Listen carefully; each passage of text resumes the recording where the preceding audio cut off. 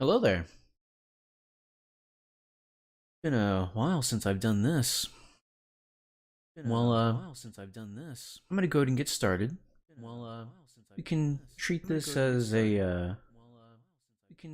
reading a nice book before we go to sleep, because it's almost bedtime where I'm at. Right. Well, let's go ahead and get started.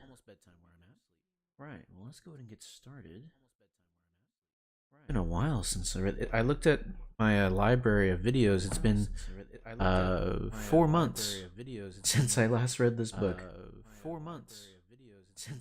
The goal is to read at least one chapter tonight. I can do that. I know that I can do that. That's easy. So let's go ahead and get started. Chapter 13. Not at Home. In the meanwhile, the dwarves sat in darkness, and utter silence fell about them. Little they ate, and little they spoke. They could not count the passing of time, and they scarcely dared to move, for the whisper of their voices echoed and rustled in the tunnel. If they dozed, they woke still to the darkness and to silence going on unbroken. Hold on. That's my voice, isn't it? I am so sorry. I did not realize that that was on. Let me turn that off. I am so sorry. How long? Well, it's only been 2 minutes, so at least I noticed it. I don't have my headphones on, so I didn't realize. That's my fault. Let me go ahead and start over. Chapter 13. Not at Home. In the meanwhile, the dwarves sat in darkness, and utter silence fell about them. Little they ate, and little they spoke. They could not count the passing of time, and they scarcely dared to move, for the whisper of their voices echoed and rustled in the tunnel. If they dozed, they woke still to darkness and to silence going on unbroken. At last, after days and days of waiting, as it seemed, when they were becoming choked and dazed for want of air, they could bear it no longer. They would almost have welcomed sounds from below of the dragon's return. In the silence, they feared some cunning devilry of his, but they could not sit there forever. Thorin spoke. "Let us try the door," he said. "I must feel the wind on my face soon or die. I think I would rather be smashed by Smaug in the open than suffocate in here." So several of the dwarves got up and groped back to where the door had been, but they found that the upper end of the tunnel had been shattered and blocked with broken rock. Neither key nor the magic it had once obeyed would ever open that door again. "We are trapped," they groaned. "This is the end. We shall die here." But somehow, just when the dwarves were most despairing, Bilbo felt a strange lightening of the heart, as if a heavy weight had gone from under his waistcoat. "Come, come," he said. While there's life, there's hope, as my father used to say, and third time pays for all. I am going down the tunnel once again. I have been there that way twice, when I know there was a dragon at the other end, so I will risk a third visit when I am no longer sure. Anyway, the only way out is down, and I think this time you had better all come with me." In desperation they agreed, and Thorin was the first to go forward by Bilbo's side. "Now do be careful," whispered the hobbit, "and as quiet as you can be. There may be no Smaug at the bottom, but then again there may be. Don't let us take any unnecessary risks." Down, down they went. The dwarves could not, of course, compare with the hobbit in real stealth, and they made a deal of puffing and shuffling with echoes magnified alarmingly. But through every now and again Bilbo in fear stopped and listened. Not a sound stirred below. Near the bottom, as well as he could judge, Bilbo slipped on his ring and went ahead. But he did not need it. The darkness was complete. They were all invisible, ring or no ring. In fact, so black was it that the hobbit came to the opening unexpectedly, put his hand on air, stumbled forward, and rolled headlong into the hall. There he lay downwards on the floor and did not dare to get up, or hardly even to breathe. But nothing moved. There was not a gleam of light, unless, as it seemed to him, when at last he slowly raised his head, there was a pale white glint above him and far off in the gloom. But certainly it was not a spark of dragon fire, though the worm stench was heavy in the place. And the taste of vapor was on his tongue. At length Mr. Baggins could bear it no longer. "Confound you, Smaug, you worm!" he squeaked aloud. "Stop playing hide and seek! Give me a light and then eat me, if you can catch me!" Faint echoes ran around the unseen hall, but there was no answer. Bilbo got up and found that he did not know in what direction to turn. "Now I wonder what on earth Smaug is playing at," he said. "He is not at home today, or tonight, or whatever it is, I do believe. If Oin and Gloin have not lost their tinder boxes, perhaps we can make a little light, and have a look around before the luck turns." "Light!" he cried. "Can anybody make a light?" The dwarves, of course, were very alarmed when Bilbo fell forward down the step with a bump into the hall, and they sat huddled just where he had left them at the end of the tunnel. "Shh, shh!" they hissed, when they heard his voice, and though that helped the hobbit to find out where they were, it was some time before he could get anything else out of them. But in the end, when Bilbo actually began to stamp on the floor and screamed out "Light!" at the top of his shrill voice, Thorin gave way, and Oin and Gloin were sent back to their bundles at the top of the tunnel. After a while, a twinkling gleam showed them returning, Oin with a small pine torch alight in his hand, and Gloin with a bundle of others under his arm. Quickly, Bilbo trotted to the door and took the torch, but he could not persuade the dwarves to light the others or to come and join him yet. As Thorin carefully explained, Mr. Baggins was still officially their expert burglar and investigator. If he liked to risk a light, that was his affair. They would wait in the tunnel for his report, so they sat near the door and watched. They saw the little dark shape of the hobbit start across the floor holding his tiny light aloft. Every now and again, while he was still near enough, they caught a glint and a tinkle as he stumbled on some golden ring or some golden thing. The light grew smaller as he wandered away into the vast hall. Then it began to rise, dancing into the air. Bilbo was climbing the great mound of treasure. Soon he stood upon the top, and still went on.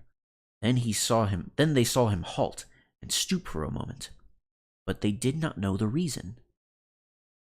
It was the Arkenstone, the heart of the mountain. So Bilbo guessed from Thorin's description. But indeed there could not be two such gems, even in so marvelous a hoard, even in all the world. Ever as he climbed, the same white gleam had shone before him and drawn his feet toward it. Slowly it grew to a little globe of pallid light. Now as he came near, it was tinged with a flickering sparkle of many colors at the surface, reflected and splintered from the wavering light of his torch. At last he looked down upon it, and he caught his breath. The great jewel shone before his feet of its own inner light, and yet, cut and fashioned by the dwarves who had dug it from the heart of the mountain long ago, it took all light that fell upon it and changed it into 10,000 sparks of white radiance shot with glints of the rainbow. Suddenly, Bilbo's arm went toward it, drawn by its enchantment. His small hand would not close about it, for it was a large and heavy gem, but he lifted it, shut his eyes, and put it in his deepest pocket. "Now I am a burglar indeed," thought he, "but I suppose I must tell the dwarves about it, sometime. They did say I could pick and choose my own share. I think I would choose this if they took all the rest." All the same, he had an uncomfortable feeling that the picking and choosing had not really been meant to include this marvelous gem, and that trouble would come of it. Now he went on again. Down the other side of the great mound he climbed, and the spark of his torch vanished from the sight of the watching dwarves. But soon they saw it far away in the distance again. Bilbo was crossing the floor of the hall. He went on until he came to the great doors at the further side, and there a draught of air refreshed him, but it almost puffed out his light. He peeped timidly, though, and caught a glimpse of great passages of the dim beginnings of wide stairs going up into the gloom. And still there was no sight nor sound of Smaug. He was just going to turn and go back when a black shape swooped at him and brushed his face. He squeaked and started, stumbled backwards and fell. His torch dropped head downwards and went out. "Only a bat, I suppose, and hope," he said miserably. "But now what am I to do? Which is east, south, north, or west? Thorin, Balin, Oin, Gloin, Fili, Kili," he cried as loud as he could. It seemed a thin little noise in the wide blackness. "The light's gone out! Someone come and find me and help me!" For the moment his courage failed altogether. Faintly the dwarves heard his small cries, though the only word they could catch was help.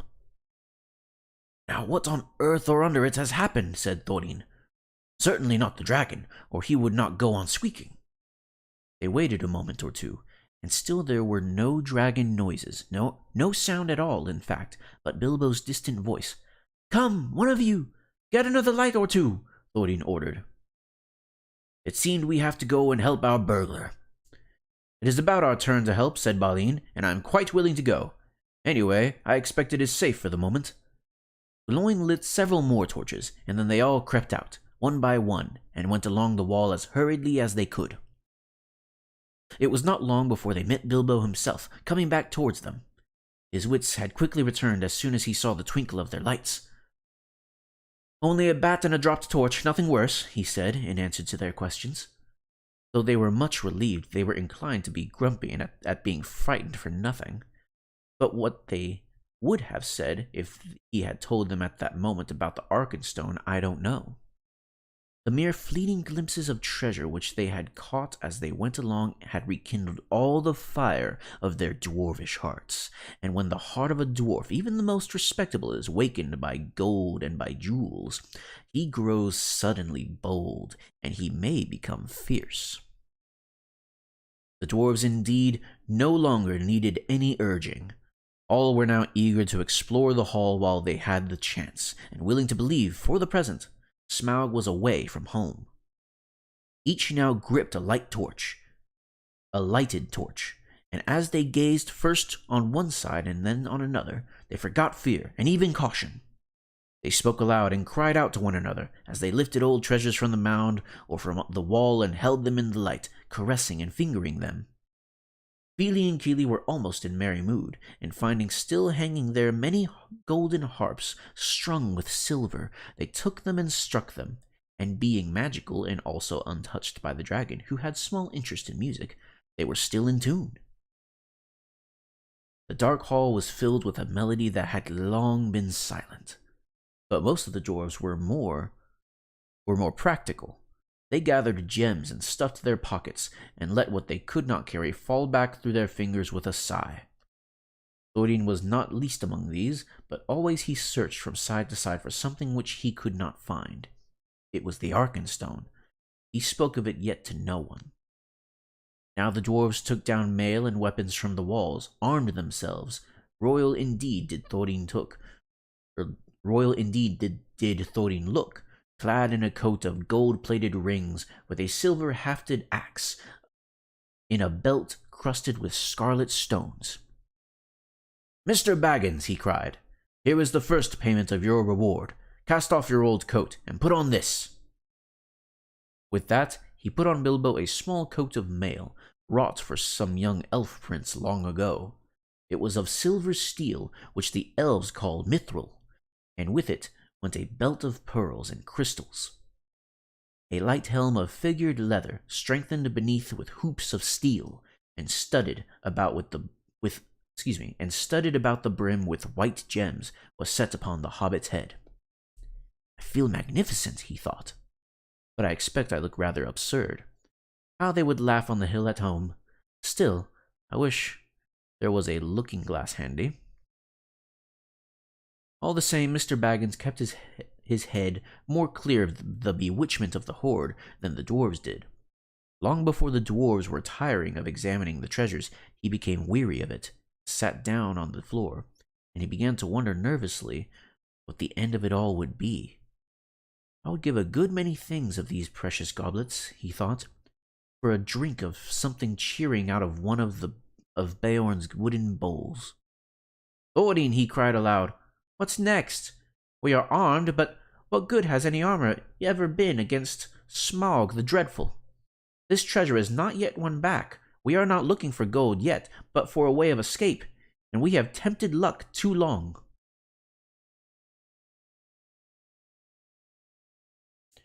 "You speak the truth," answered Thorin, recovering his wits. "Let us go. I will guide you. Not in 1,000 years should I forget the ways of this place." Then he hailed the others, and they gathered together, and holding their torches above their heads, they passed through the gaping doors, not without many a backward glance of longing. Their glittering mail they had covered again with their old cloaks, and their bright helms with their tattered hoods. And one by one they walked behind Thorin, a line of little lights in the darkness that halted often, listening in fear once more for any rumor of the dragon's coming.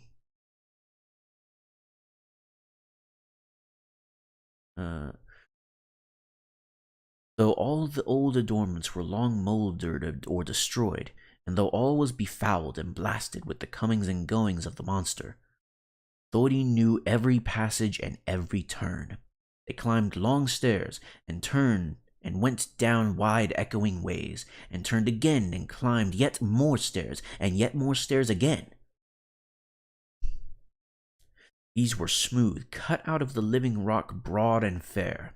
And up the dwarves went, and they met no sign of any living thing, only furtive shadows that fled from the approach of their torches, fluttering in the draughts. The steps were not made, all the same, for hobbit legs, and Bilbo was just feeling that he could go on no longer, when suddenly the roof sprang high, and far beyond the reach of their torchlight. A white glimmer could be seen coming through some opening far above, and the air smelt sweeter. Before them, light came dimly through great doors that hung twisted on their hinges and half burnt.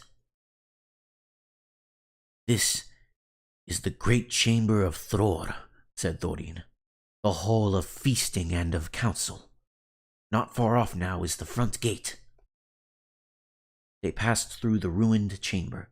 Tables were rotting there. Chairs and benches were lying there, overturned, charred and decaying.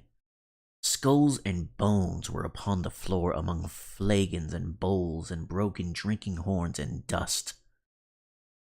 As they came through yet more doors at the further end, a sound of water fell upon their ears, and the grey light grew suddenly more full.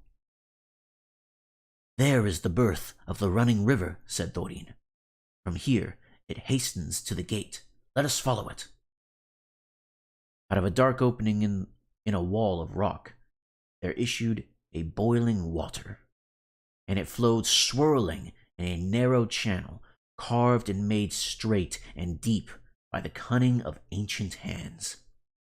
Beside it ran a stone-paved road, wide enough for many men abreast. Swiftly along this they ran, and round a wide sweeping turn, and behold, before them stood the broad light of day. In front there rose a tall arch, still showing the fragments of old carven work within, worn and splintered, and blackened though it was. A misty sun sent its pale light between the arms of the mountain, then beams of gold fell on the pavement at the threshold. A whirl of bats frightened from slumber by their smoking torches, flurried over them. As they sprang forward, their feet slithered on stones rubbed smooth and slimed by the passing of the dragon. Now before them the water fell noisily outward and foamed down towards the valley.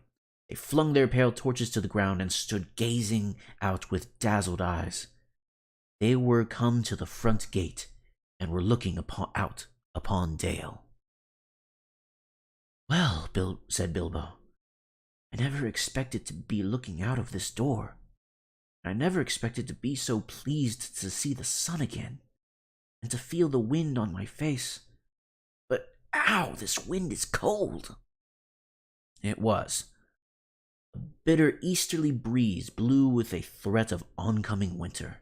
It swirled over and round the arms of the mountain into the valley, and sighted among the rocks. And sighed among the rocks. After their long time in the stewing depths of the dragon-haunted caverns, they shivered in the sun. Suddenly Bilbo realized that he was not only tired, but also very hungry indeed. It seems to be late morning, he said. And so I suppose it is more or less breakfast time. If there is any breakfast to have, but I don't feel that Smaug's front doorstep is the safest place for a meal. Do, let's go somewhere where we can sit quiet for a bit. Quite right, said Balin. And I think I know which way we should go. We ought to make for the old lookout post at the southwest corner of the mountain. How far is that? Asked the Hobbit. 5 hours' march, I should think. It will be rough going. The road from the gate along the left edge of the stream seems all broken up. But look down there. The river loops suddenly east across Dale in front of the ruined town. At that point there was once a bridge, leading to steep stairs that climbed up the right bank, and so to a road running toward Ravenhill. There is, or was, a path that left the road and climbed up to the post. Hard to climb too, even if the old steps are still there. Dear me, grumbled the Hobbit. More walking and more climbing without breakfast? I wonder how many breakfasts and other meals we have missed inside that nasty, clockless, timeless hole. As a matter of fact, 2 nights and the day between had gone by, and not altogether without food, since the dragon smashed the magic door, but Bilbo had quite lost count, and it might have been 1 night or a week of nights for all he could tell. Come, come, said Thorin, laughing. His spirit had begun to rise again, and he rattled the precious stones in his pocket. Don't call my palace a nasty hole. You wait till it's been cleaned and redecorated. That won't be till Smaug's dead, said Bilbo glumly. In the meanwhile, where is he? I would give a good breakfast to know. I hope he's not up on the mountain looking down at us. That idea disturbed the dwarves mightily, and they quickly decided that Bilbo and Balin were right. We must move away from here, said Dori. I feel as if his eyes were on the back of my head. It's a cold, lonesome place, said Bombur. There may be drink, but I see no sign of food. Dragon would always be hungry in such parts.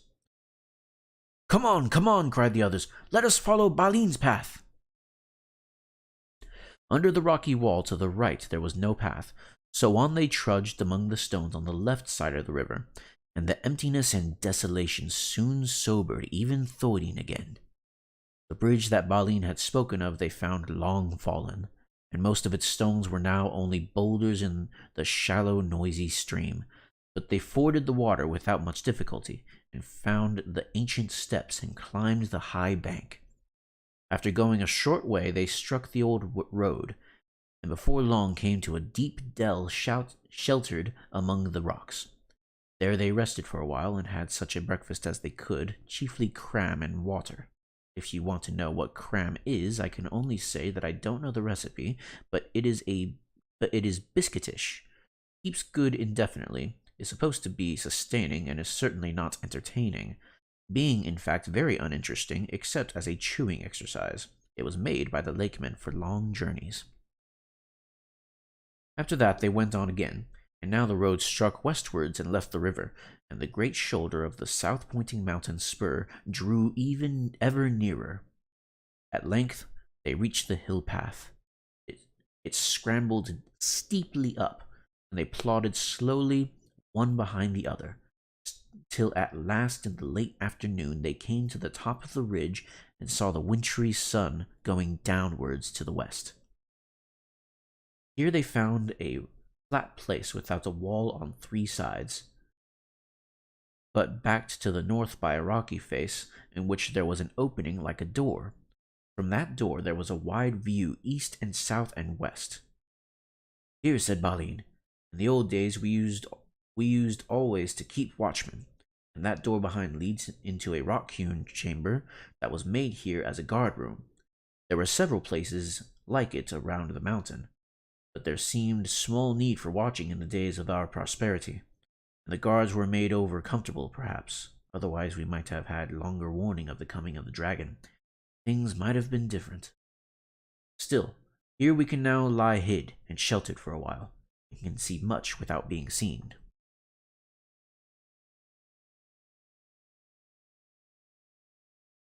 Not much use if we have been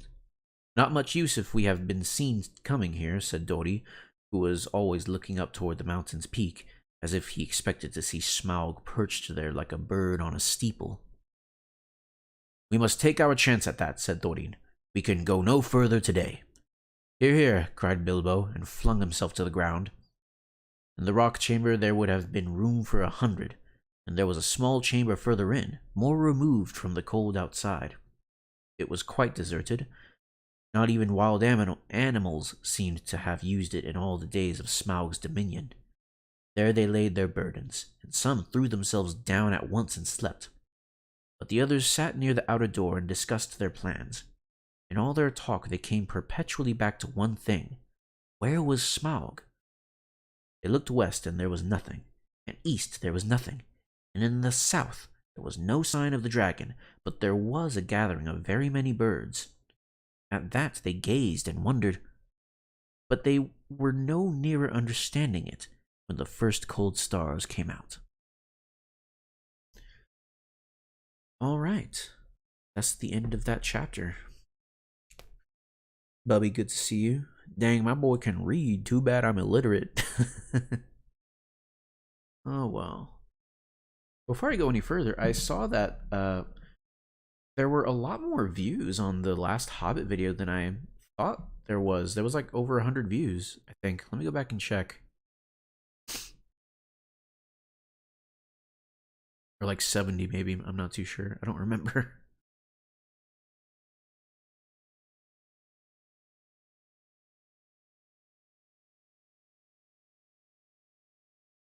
Uh, bu- bu- bu- bu-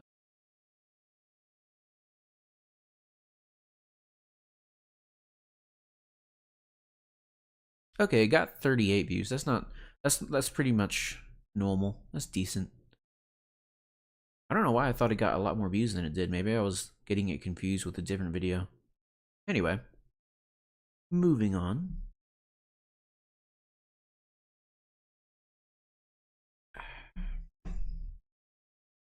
Let me take a swig of water.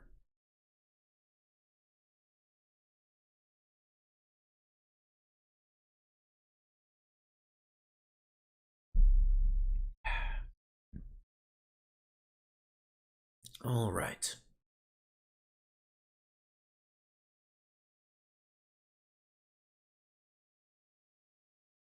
Chapter 14. Fire and Water. Now, if you wish like the dwarves to hear news of Smaug, you must go back again to the evening when he smashed the door and flew off in a rage 2 days before. The men of the lake town Esgaroth were mostly indoors, for the breeze was from the black east and chill, but a few were walking on the quays and watching, as they were fond of doing, the stars shine out from the smooth patches of the lake as they opened in the sky.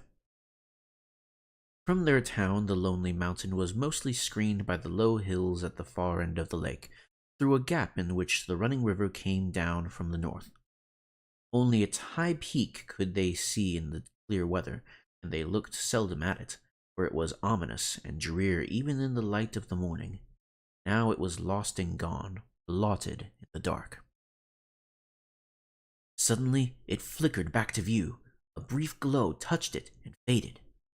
"Look," said one, "the lights again. Last night the watchmen saw them start and fade from midnight until dawn. Something is happening up there." "Perhaps the king under the mountain is forging gold," said another. "It is long since he went north. It is time the songs began to prove themselves again." "Which king?" said another with a grave voice. "As like as not it is the marauding fire of the dragon. the only king under the mountain we have ever known. You are always foreboding gloomy things, said the others. Anything from floods to poisoned fish. Think of something cheerful. Then suddenly a great light appeared in the low place in the hills, and the northern end of the lake turned golden. The king beneath the mountain, they shouted. His wealth is like the sun, his silver like a fountain, his rivers golden run. The river is running gold from the mountain, they cried, and everywhere windows were opening and feet were hurrying. There was once more a tremendous excitement and enthusiasm, but the grim-voiced fellow ran hotfoot to the master. The dragon is coming, or I am a fool, he cried. Cut the bridges! To arms! To arms! Then warning trumpets were suddenly sounded, and echoed along the rocky shores. The cheering stopped, and the joy was turned to dread. So it was that the dragon did not find them quite unprepared.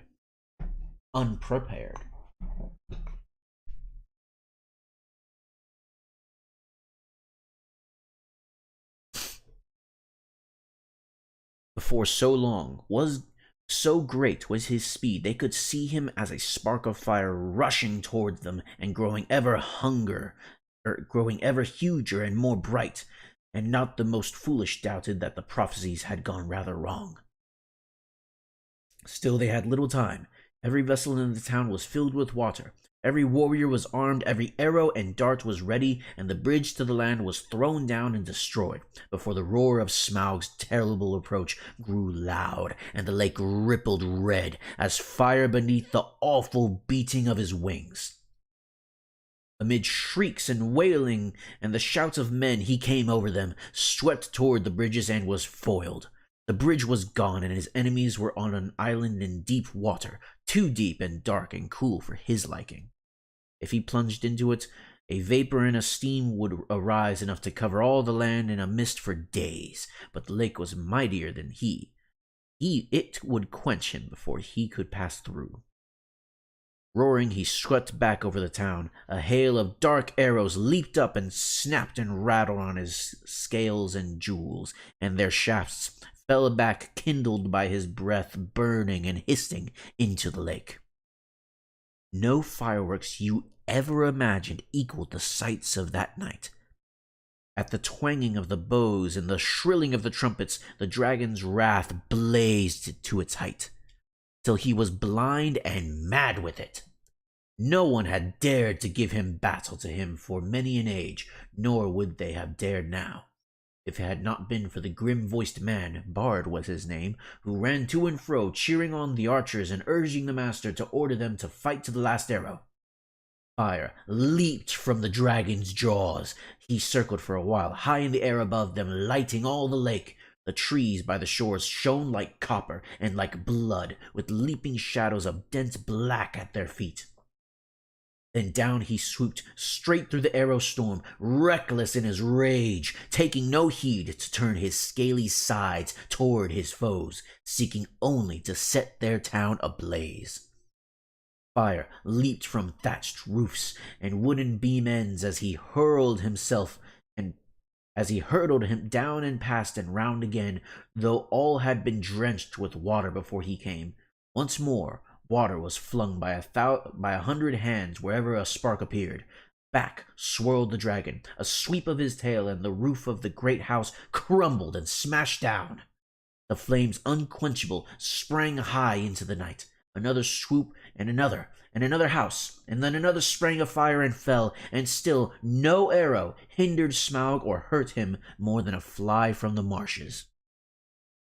Already men were jumping into the water on every side. Women and children were being huddled into laden boats in the market pool.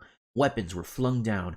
There was mourning and weeping, where but a little time ago the old songs of mirth to come had been sung about the dwarves. Now men cursed their names. The master himself was turning to the great gilded boat, hoping to row away in the confusion and save himself. Soon all the town would be deserted and burned down to the surface of the lake. That was the dragon's hope. They could all get into boats for all he cared. There he could have fine sport hunting them, or they could stop till they starved. Let them try to get to land, and he would be ready. Soon he would set all the shoreland woods ablaze and wither every field and pasture. Just now he was enjoying the sport of town baiting more than he had enjoyed anything in years. But there was still a company of archers that held their ground among the burning houses. Their captain was Bard, grim-voiced and grim-faced, whose friends had accused him of prophesying floods and poisoned fish, though they knew his worth and courage. He was a descendant in long line of Gideon, Lord of Dale, whose wife and child had escaped down the running river from the ruin long ago. Now he shot with a great yew bow, till all his arrows but one were spent. The flames were near him, his companions were leaving him. He bent his bow for the last time. Suddenly, out of the dark, something fluttered to his shoulder. He started, but it was only an old thrush. Unafraid, it perched by his ear, and it brought him news. Marveling, he found he could understand its tongue. He was of the race of Dale. "Wait, wait," it said to him. "The moon is rising. Look for the hollow of the left breast as he flies and turns above you." And while Bard paused in wonder, it told him of tidings up in the mountain, and of all that it had heard. Then Bard drew his bowstring to his ear. The dragon was circling back, flying low, and as he came, the moon rose above the eastern shore and silvered his great wings. "Arrow," said the bowman, "Black Arrow, I have saved you to the last. You have never failed me, and always I have recovered you. I had you from my father, and he from of old. If ever you came from the forges of the true king under the mountain, go now, and speed well." The dragon swooped once more, lower than ever, and as he turned and dived down, his belly glittered white with sparkling fires of gems in the moon, but not in one place. The great the great bow twanged. The black arrow sped straight from the string, straight for the hollow by the left breast where the foreleg was flung wide. In it smote and vanished, barb, shaft, and feather. So fierce was its flight, with a shriek that deafened men, felled trees, and split stone. Smaug shot, spouting into the air, turning over, and crashed down from on high in ruin. Full on the town he fell. His last throws splintered it to sparks and glades. The lake roared in. The vast steam leapt up, white in the sudden dark under the moon. There was a hiss, a gushing whirl, and then silence. And that was the end of Smaug and Esgaroth, but not of Bard. The waxing moon rose higher and higher. The wind grew loud and cold, twisted the white fog into bending pillars and hurrying clouds, and drove it off to the west to scatter in tattered shreds over the marshes before Mirkwood. Then the many boats could be seen dotted dark on the surface of the lake, and down the wind came the voices of the people of Esgaroth, lamenting their lost town and goods and ruined houses. But they had really much to be thankful for, had they thought of it, though it could hardly be expected that they should just then. 3/4 of the people of the town had at least escaped alive. Their woods and fields and pastures and cattle and most of their boats remained undamaged, and the dragon was dead. What that meant, they had not realized. They gathered in mournful crowds upon the western shores, shivering in the cold wind. Their first complaints and anger were against the master, who had left the town so soon while some were still willing to defend it. "He may have a good head for business, especially his own business," some murmured, "but he is no good when anything serious happens."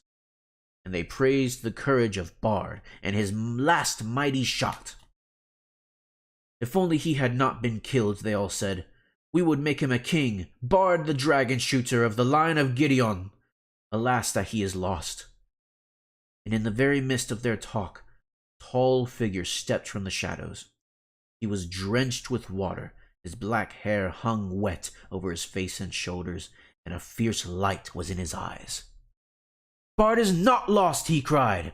"He dived from Esgaroth when the enemy was slain. I am Bard, of the line of Gideon. I am the slayer of the dragon. King Bard! King Bard! They shouted, but the master ground his chattering teeth. Gideon was Lord of Dale, not King of Esgaroth, he said. In the lake town we have always elected masters from among the old and wise, and have not endured the rule of mere fighting men. Let King Bard go back to his own kingdom. Dale is now freed by his valor, and nothing hinders his return. And any that wish can go with him, if they prefer the cold stones under the shadow of the mountain to the green shores of the lake. The wise will stay here, and hope to rebuild our town, and enjoy again in time its peace and riches. We will have King Bard, the people near at hand shouted in reply. We have had enough of the old men and the money counters, and people further off took up the cry. Up the bowmen and down with the money bags, till the clamor echoed along the shore. I am the last man to undervalue Bard the bowman, said the master warily, for Bard now stood close to him. He has tonight earned an eminent place in the roll of the benefactors of our town, and he is worthy of many imperishable songs. But why, O people? And here the master rose to his feet and spoke very loud and clear. Why do I get all your blame? For what fault am I to be deposed? Who aroused the dragon from his slumber, I might ask? Who obtained of us rich gifts and ample help, and led us to believe that old songs could come true? Who played on our soft hearts and our pleasant fancies? What sort of gold have they sent down from the river to reward us? Dragon fire and ruin. From whom should we claim the recompense of our damage and aid for our widows and orphans? As you see, the master had not got his position for nothing. The result of his words was that for the moment the people quite forgot their idea of a new king and turned their angry thoughts toward Thordine and his company. Wild and bitter words were shouted from many sides, and some of those who had before sung the old songs loudest were now heard as loudly crying that the dwarves had stirred the dragon up against them deliberately. Fools, said Bard, why waste words and wrath on those unhappy creatures? Doubtless they perished first in fire before Smaug came to us.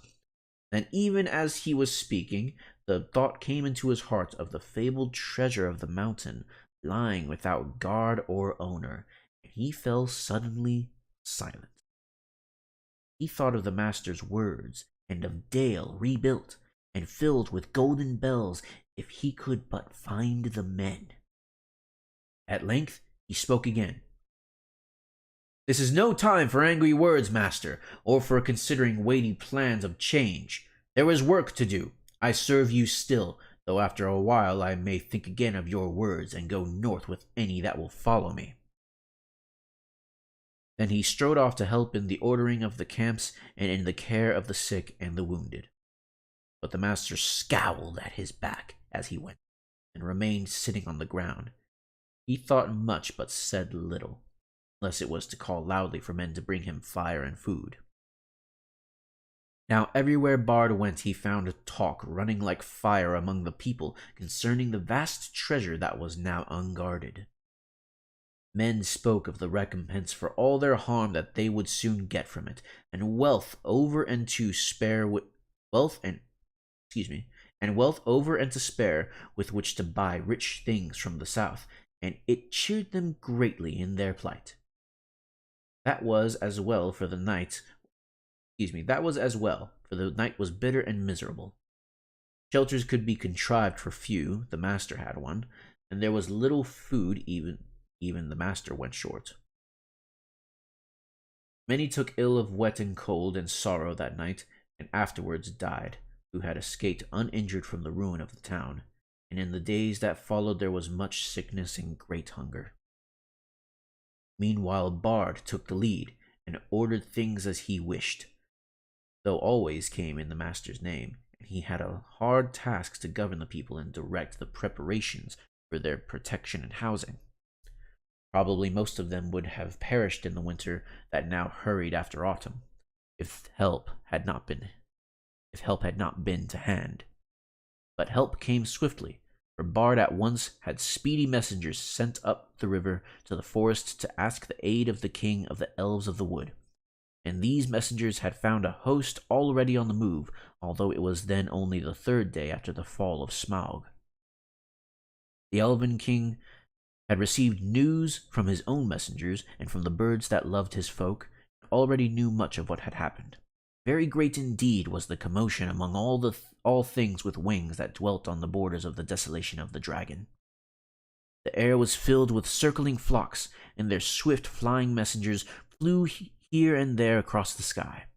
Above the borders of the forest there was whistling, crying, and piping. Far over Mirkwood tidings spread, "Smaug is dead!" Leaves rustled and startled, ears were lifted. Even before the Elven King rode forth, the news had passed west right to the pine woods of the Misty Mountains. Beorn had heard it in his wooden house, and the goblins were at council in their caves. "That will be the last we shall hear of Thorin Oakenshield, I fear," said the king. "He would have done better to remain my guest. It is an ill wind all the same," he added, "that blows no one any good." For he too had not forgotten the legend of the wealth of Thror. It was that Bard's messengers found him now marching with many spearmen and bowmen, and crows were gathered thick above him, for they thought that war was awakening again, such as had not been in those parts for a long age.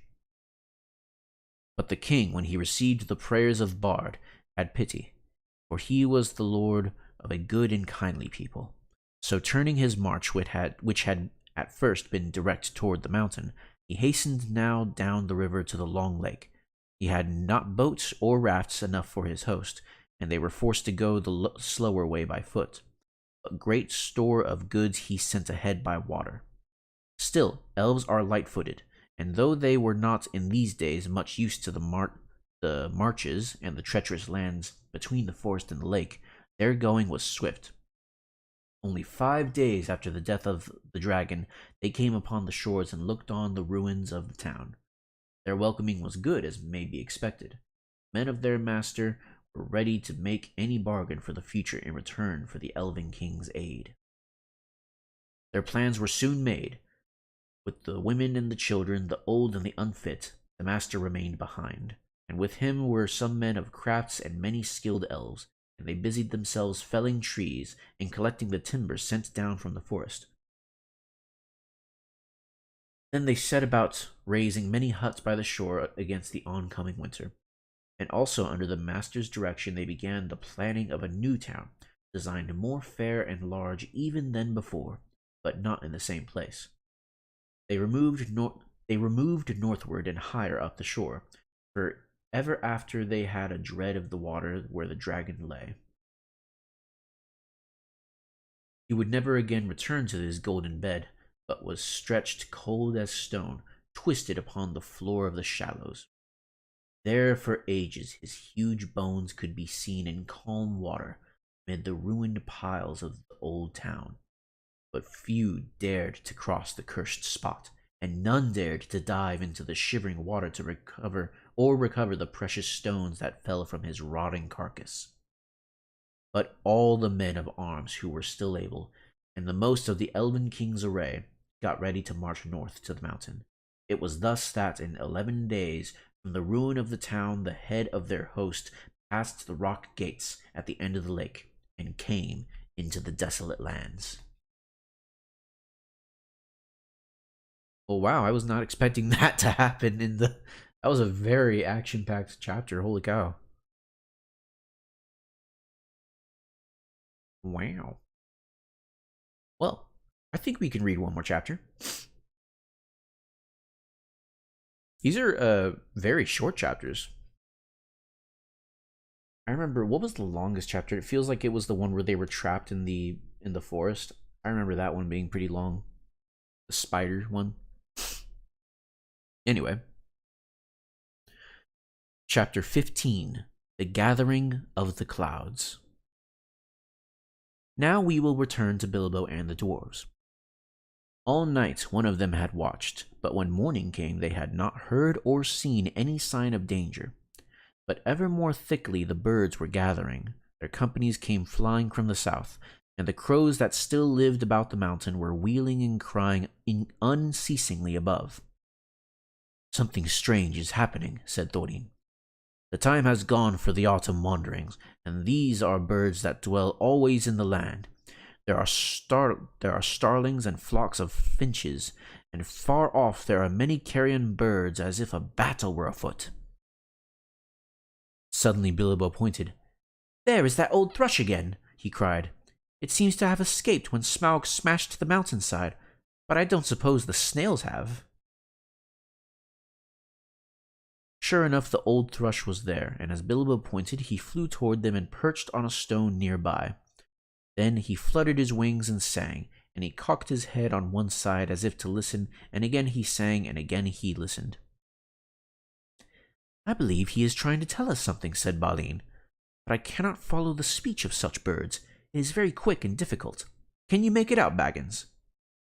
"Not very well," said Bilbo. As a matter of fact, he could make nothing of it at all. "But the old fellow seems very excited."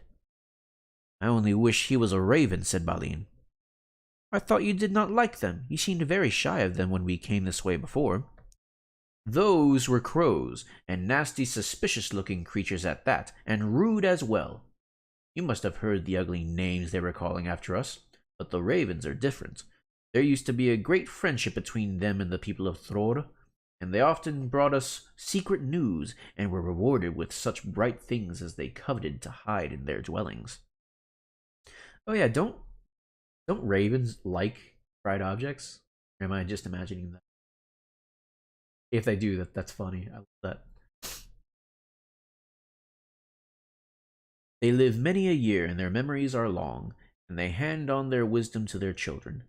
I knew many among the ravens of the rocks when I was a dwarf lad. This very height was once named Ravenhill because there was a wise and famous pair, old Kark and his wife, that lived here, above the guard chamber. But I don't suppose that any of that ancient breed linger here now." No sooner had he finished speaking than the old thrush gave a loud call and immediately flew away. "We may not understand him, but that old bird understands us, I am sure," said Balin. "Keep watch now, and see what happens." Before long there was a fluttering of wings, and back came the thrush, and with him came a most decrepit old bird. He was getting blind, he could hardly fly, and at the top of his head was bald. He was an aged raven of great size. He alighted stiffly on the ground before them, slowly flapped his wings, and bobbed towards Thorin. "O Thorin, son of Thrain, and Balin, son of Fundin," he croaked. Bilbo could understand what he said, for he used ordinary language and not bird speak. "I am Roak? Is that Roak?"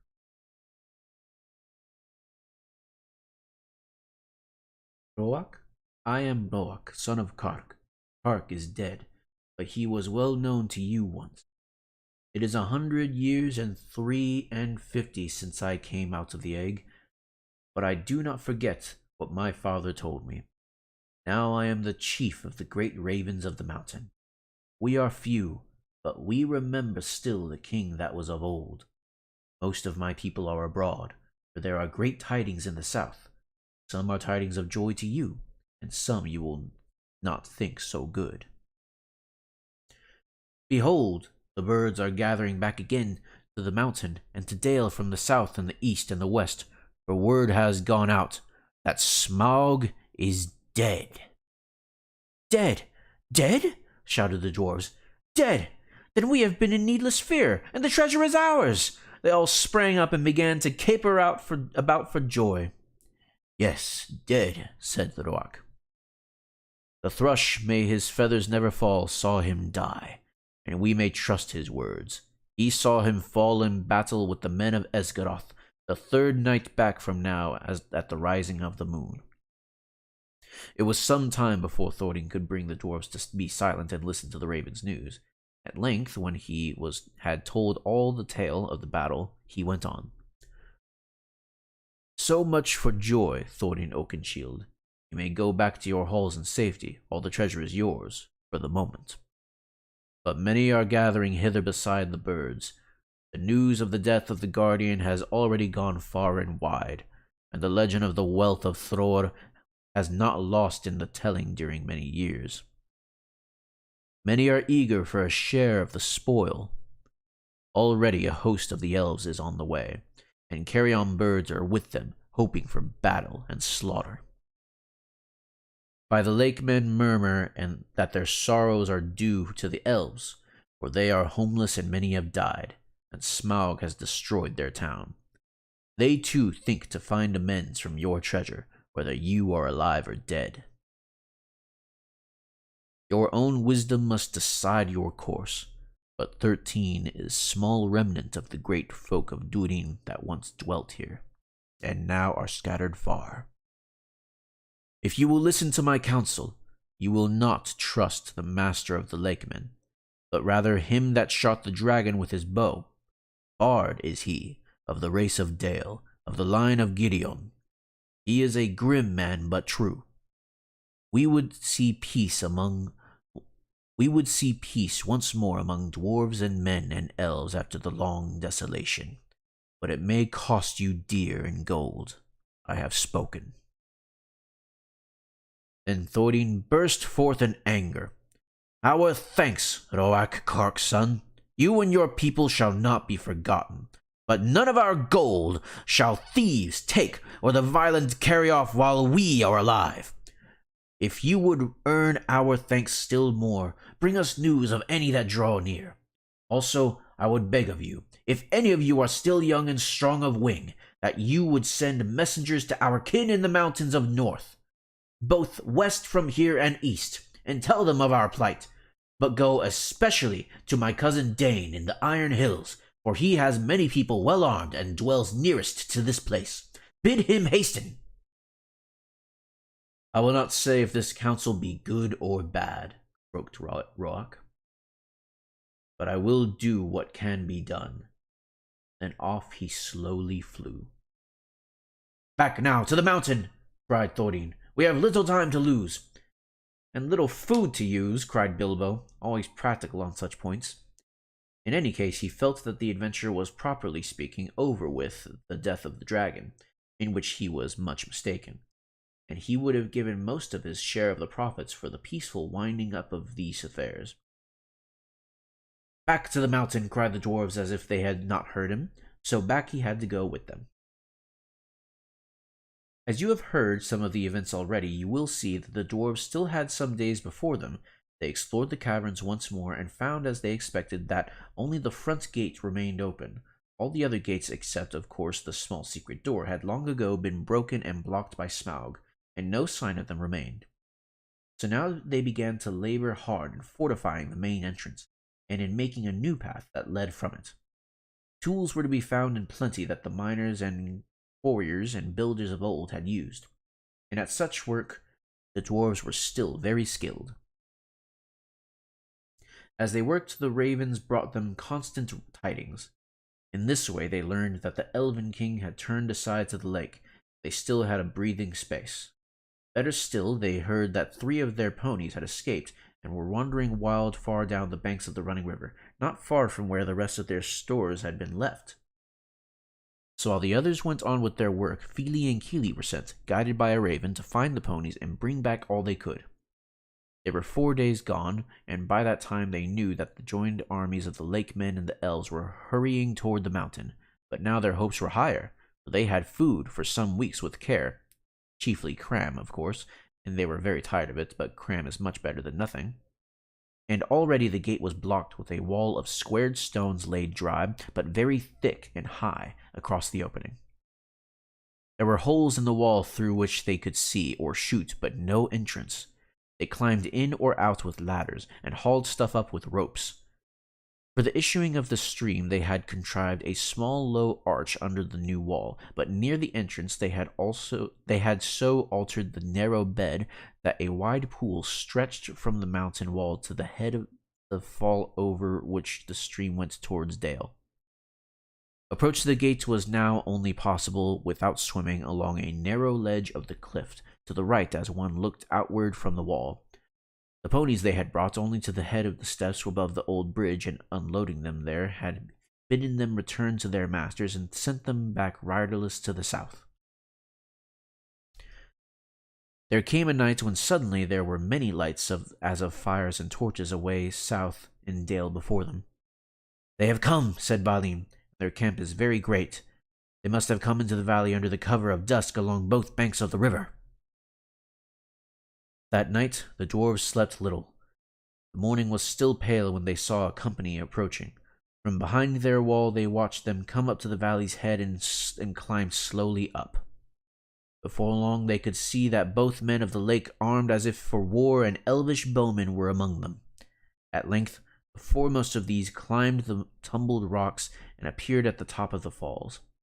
And very great was their purpose to see the pool before them, and the gate blocked with a wall of new-hewn stone.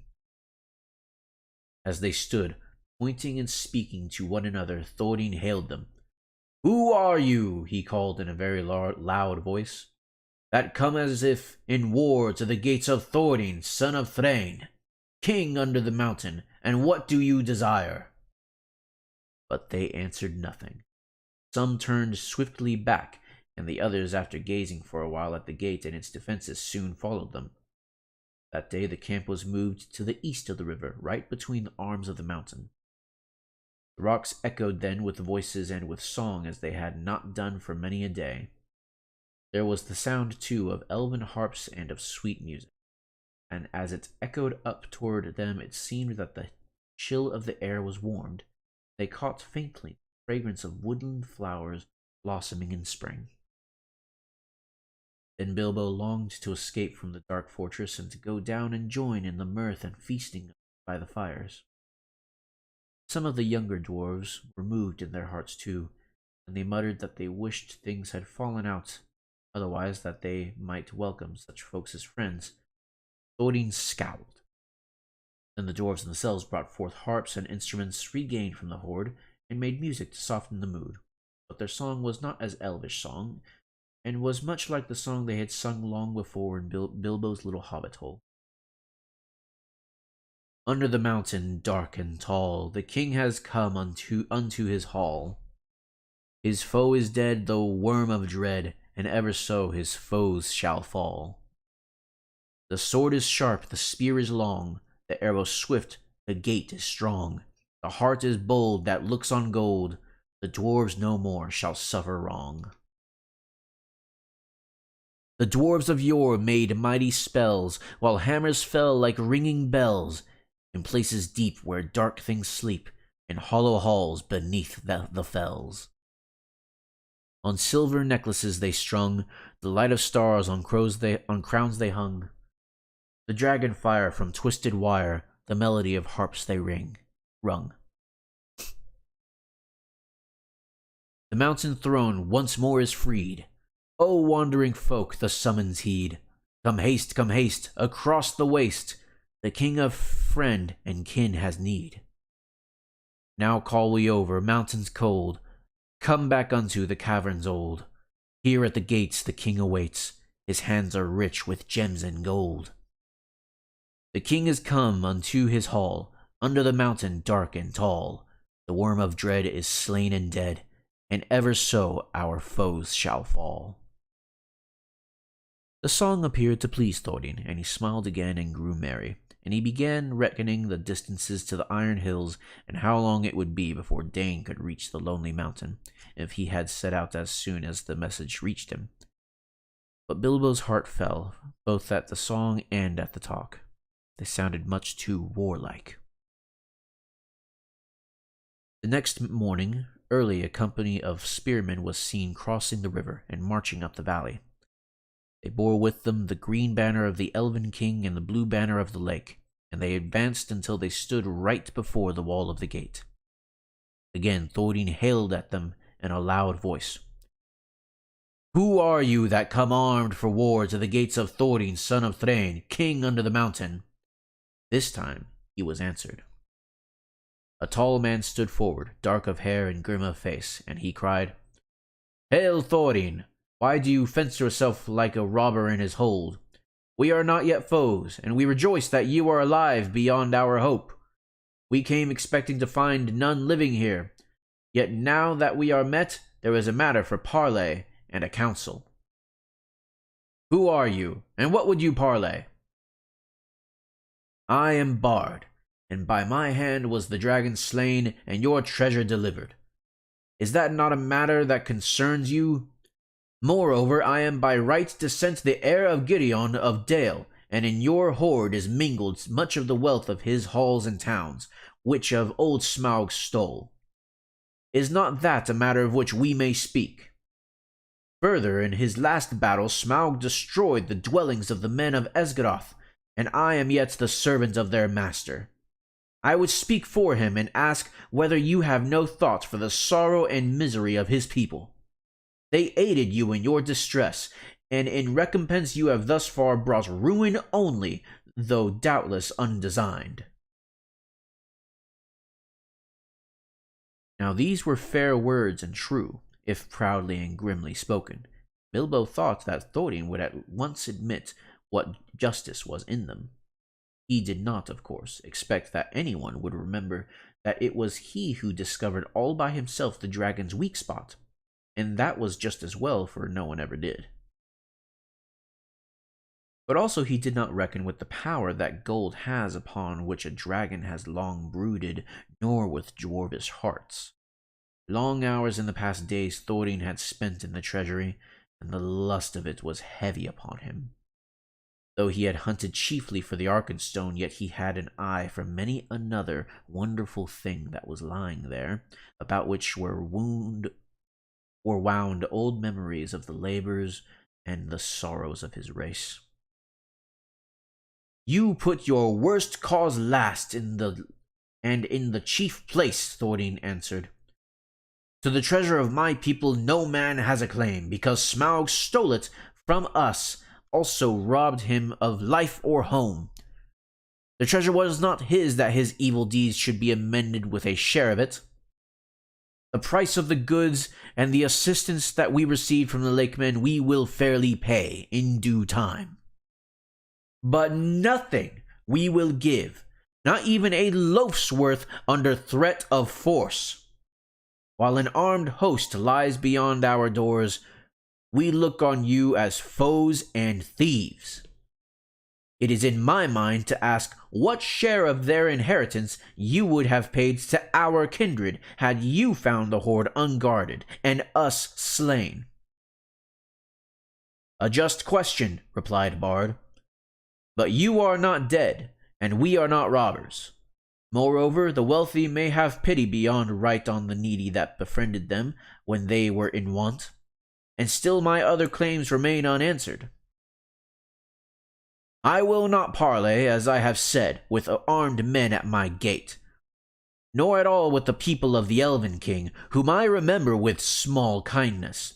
In this debate they have no place. Begone now, ere our arrows will fly. And if you would speak with me again, first dismiss the elvish host to the woods where it belongs, and then return, laying down your arms before you approach the threshold. The Elven King is my friend, and he has succored? He has succored the people of the lake in their need, though they had no claim but friendship on him, answered Bard. We will give you time to repent your words. Gather your wisdom ere we return. Then he departed and went back to the camp. Ere many hours were past, the banner bearers returned, and trumpeters stood forth and blew a blast. In the name of Esgaroth and the forest, one cried, we speak unto Thorin, Thrain's son Oakenshield, calling himself the king under the mountain. And we bid him consider well the claims that have been urged, or be declared our foe. At the least, he shall deliver 1/12 portion of the treasure unto Bard as the dragon slayer, and as the heir of Gideon. From that portion, Bard will himself contribute to the aid of Esgaroth. But if Thorin would have the friendship and honor of the lands about, as his sires had of old, then he will give also somewhat of his own for the comfort of the men of the lake. Then Thorin seized a bow of horn and shot an arrow at the speaker.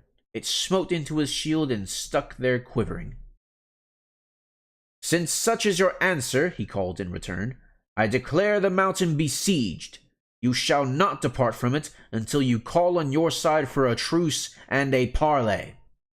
We will bear no weapons against you, but we leave you to your gold.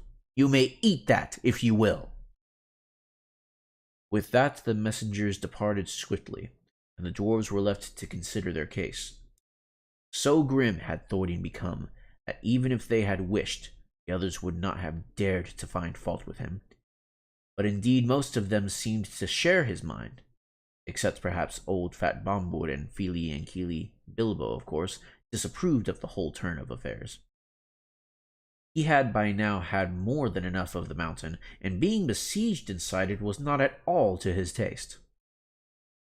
"The whole place still stinks of dragon," he grumbled to himself, "and it makes me sick. Cram is beginning simply to stick in my throat." All right. The lust was heavy upon him. Hey, yo. Yeah, bro, he's down bad for that gold. Well, that was a good three chapters, and it was a unexpected turn of events. The whole tone of the story has changed. Well, that was really cool. I really enjoyed that. I'll have to hold on. I'll have to get back to reading this. I had a lot of fun tonight. It's been such a long time since I read this book on stream because I enjoy it. But then I also want to have the freedom to read books in my own time. You know what I mean? Excuse the paper sounds. I'm putting the book back in its cover.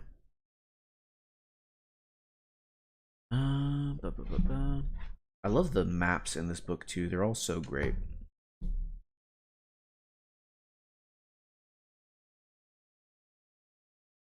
That's really cool. I really like it. Wow. It really helps you visualize what's going on in the story when you see the map. Really cool. It's also really cool that it's a map that they have in the story. Like, this is the map you're looking at is the map that they're looking at in the story. That's so cool. But yeah, I'm like wondering what's gonna happen. Like, because the dwarven army has got to come soon, right? Because there's no way that the dwarves and Bilbo can face off multiple armies. There's just no way.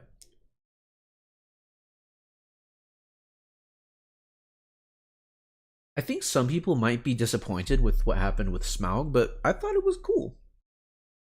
I think that if I kept reading this book more regularly, it would be even more satisfying. But even then, I thought it was really cool. Like, just the way it's written so majestically. They're so dramatic. It's great. I love it. Oh yeah, that was really cool. I should get a stand for my book so I can read it. I could just have it propped up there. That would be cool. But yeah, it's almost time to go to bed. I hope you all enjoyed hearing the story. It's a great story. It's a classic fairy tale. Very classic. I'm glad I'm finally reading it. But yeah, that's the end of tonight's stream. I hope y'all enjoyed it. Y'all have a wonderful night. Take care. Bye-bye. Bye-bye.